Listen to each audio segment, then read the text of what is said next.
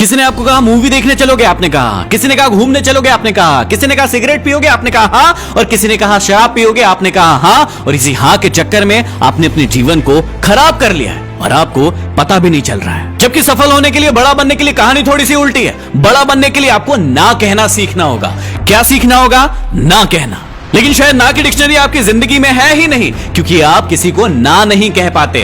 है ना सच्ची बात? आप किसी को ना नहीं कह पाते क्योंकि उसे बुरा लग जाएगा, आपके साथ उसका रिश्ता खराब हो जाएगा, वो आपको भाव नहीं देगा या फिर वो आपको छोड़कर चला जाएगा। और इसी डर के चक्कर में आप हाँ हाँ हाँ करते रहते हैं। लेकिन क्या आपने कभी सोचा है कि उसकी थोड़ी सी खुशी के चक्कर में आप अपनी जिंदगी की कितनी वॉट लगा रहे हैं?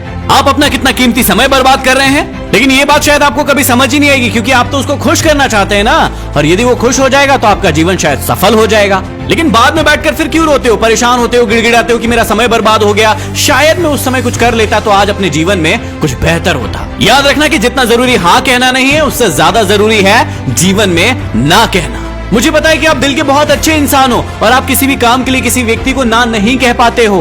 बिल्कुल एक अच्छे व्यक्ति को ऐसा करना भी नहीं चाहिए। लेकिन आपको प्रायोरिटीज तय करना होगा कि किस काम को आपको हाँ बोलना है और किस काम को आपको ना बोलना है। आपको तय करना होगा कि कौन सा काम आपके करियर में बाधा बनेगा और कौन सा नहीं। आपको तय करना होगा कि आपके किस हाँ से आपके जीवन की वोट लगने वाली है और किस हाँ से नहीं। आज आप हाँ करके किसी व्यक्ति को खुश कर सकते हो, लेकिन याद रखना कि धीरे धीरे आप हाँ कर करके अपना सम्मान खो रहे हो। वो व्यक्ति कभी भी आपका सम्मान नहीं करेगा जिस व्यक्ति को आप बार बार हाँ कहते हैं, क्योंकि उसके मन में एक भाव आ जाएगा और वो भाव ये होगा कि अब तो फुर्सत ही हो, आपके पास टाइम ही टाइम है। और जब भी किसी व्यक्ति को एक फालतू व्यक्ति की जरूरत होगी तो उसके मुंह पर सिर्फ एक नाम आएगा और वो होगा आपका। तो हमेशा याद रखिएगा, जो व्यक्ति हर व्यक्ति को खुश करने की कोशिश करता है, अंत में ना तो वो खुद खुश रह पाता है और ना ही किसी और को खुश रख पाता है। कई बार आप दूसरों को खुश करने के चक्कर में हाँ कह देते हैं, लेकिन बाद में आपको पता चलता है कि वो काम आप कर ही नहीं सकते हैं। उससे अच्छा है कि आप पहले ही उस चीज के लिए उस व्यक्ति को ना कर दें, क्योंकि उस व्यक्ति को आपकी ना में इतना दुख नहीं होगा जितना कि आपके हाँ करके उस काम को ना करने में होगा। आप अपने विचारों को स्पष्ट रखिए। आपको पता होना चाहिए कि कौन सी चीज आपके लिए जरूरी है, जहां हाँ कहना है, और कौन सी चीज आपके लिए जरूरी नहीं है,